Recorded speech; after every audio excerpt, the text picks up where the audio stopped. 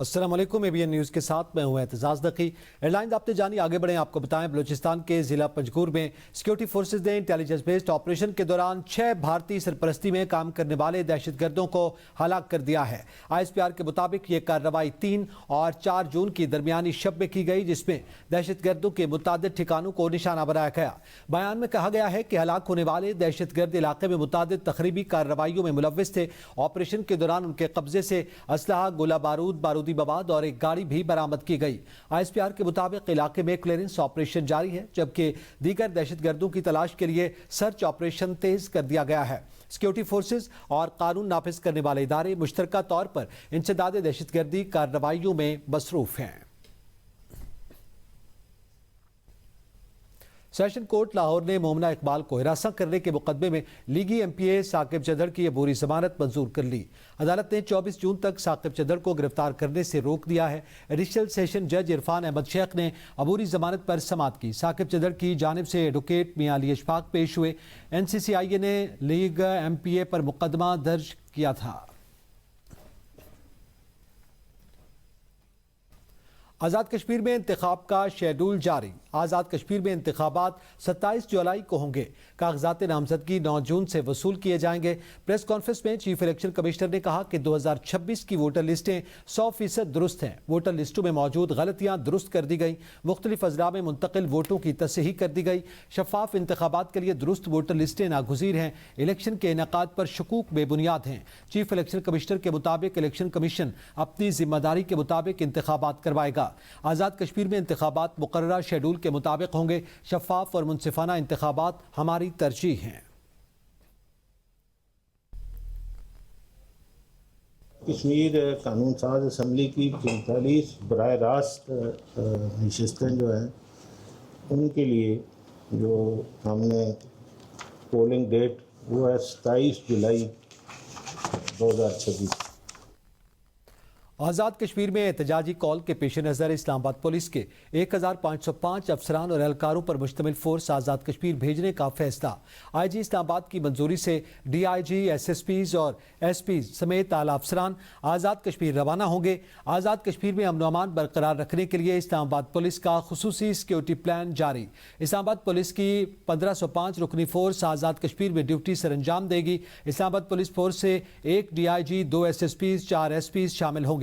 Force में 8 ASP, DSP, 16 inspectors, 2 सब inspectors शामिल होंगे। 70 असिस्टेंट सब इंस्पेक्टर्स और 1382 कांस्टेबल में आज़ाद कश्मीर रवाना होंगे। जबकि एहतजाजी कॉल के तनाजुर में इस्लामाबाद पुलिस को मुकम्मल एंटी रॉयट गियर के साथ रवाना करने की हिदायत की गई है। आज़ाद कश्मीर में सिक्योरिटी इंतजामात मजीद सख्त। इस्लामाबाद पुलिस की इजाफी नफरी तलब कर ली गई। इस्लामाबाद पुलिस की मुख्तलिफ unit CTD, safe city operation और सिक्योरिटी डिवीजन के एहलकार तैनात होंगे। IG इस्लामाबाद ने नफरी की नकलो हरकत और लॉजिस्टिक सपोर्ट के लिए खुसूसी अहकाम जारी कर दिए हैं। जॉइंट अवामी एक्शन कमेटी की एहतजाजी कॉल के पेश नज़र सिक्योरिटी हाई अलर्ट कर दी गई है। इस्लामाबाद पुलिस की रिजर्व फोर्स भी आज़ाद कश्मीर में तैनाती के लिए तैयार है। इस हवाले से मजीद जानेंगे ब्यूरो चीफ इस्लामाबाद जमान मुगल से। जी जमान मुगल, मजीद तफसीलात से आगाह कीजिएगा। जी बिल्कुल, कश्मीर एक्शन कमेटी की तरफ से एहतजाजी कॉल दी गई है और इम्कान जाहिर किया जा रहा है कि अगर मुज़ाकरात कामयाब नहीं होते तो 9 जून को जो है बाकायदा तौर पर कश्मीर को बंद करने का प्लान है। इस हवाले से अमन अमान की सूरत हाल को बरकरार रखने के लिए वफाक से भी दरखास्त की गई थी कि यहाँ से भी पुलिस की नफरी को भेजा जाए और IG इस्लामाबाद की मंजूरी से वफाक से 1500 से ज्यादा पुलिस के लोग जो है वो कश्मीर जाने के लिए तैयार है। उनके बाकायदा तौर पर लिस्टें मुरतब कर ली गई, जिसमें 2 DIGs होंगे और उनके साथ SSPs होंगे, SPs हैं, ASPs हैं और पुलिस की नफरी है। और उसमें खसूसी तौर पर उस्मान तारक भट्ट जो SSP इन्वेस्टिगेशन है उनको भी शामिल किया गया है। उनके साथ SP सदर को शामिल किया गया है। SP I9 और दीगर जो SPs हैं उनको भी उस नफरी में रखा गया है। और इसके साथ जो लॉ एंड जस्टिस वाले हैं और लॉजिस्टिक सपोर्ट्स वाले हैं वो नफरी भी साथ लगाई गई है। टेक्निकल की नफरी भी साथ मौजूद होगी ताकि कश्मीर में अमन व अमान की सूरत हाल में किसी किस्म की भी कोई जरूरत पेश आती है तो उनकी अपनी नफरी में भी हर तरह के एक्सपर्ट साथ मौजूद हों। जी बहुत शुक्रिया जमान मुगल। مسلم لیگ نون کے رہنما خواجہ سعد رفیق انتخابی جلسے سے خطاب میں کہا کہ خطے کی ترقی کے لیے طویل المدتی پالیسیوں کی ضرورت ہے، سیاسی اور ریاستی اداروں کی مشترکہ حکمت عملی اپنانے کی ضرورت ہے، 20 سے 25 سالہ خطے کی ترقی کا ماسٹر پلان بنانا ہوگا۔ انتخابات کے بعد تمام فریقین کو بیٹھ کر مستقبل کا لائحہ عمل طے کرنا چاہیے۔ خرم دستگیر نے کہا کہ مسلم لیگ نون کو ترقی اور منصوبوں کی تکمیل سے جوڑا گیا ہے، وعدوں کی تکمیل کو حکومتی کارکردگی کا پیمانہ قرار دیا گیا۔ پاکستان کو محفوظ اور مضبوط بنانے کے لیے جامع ترقیاتی پالیسی ناگزیر ہے۔ اختیار ولی خان بولے، سیاسی رہنماؤں کی کارکردگی اور دعووں کا حقیقی صورتحال سے موازنہ کیا جانا چاہیے۔ مسلم نون کو ترقی اور منصوبوں کی تکمیل کے حوالے سے ووٹ ملنا چاہیے۔ خواجہ سعد رفیق نے گفتگو کرتے ہوئے کہا کہ تمام سیاسی جماعتوں کو بیٹھ کر گلگت بلتستان کے مستقبل کے حوالے سے لائحہ عمل طے کرنے کی ضرورت ہے۔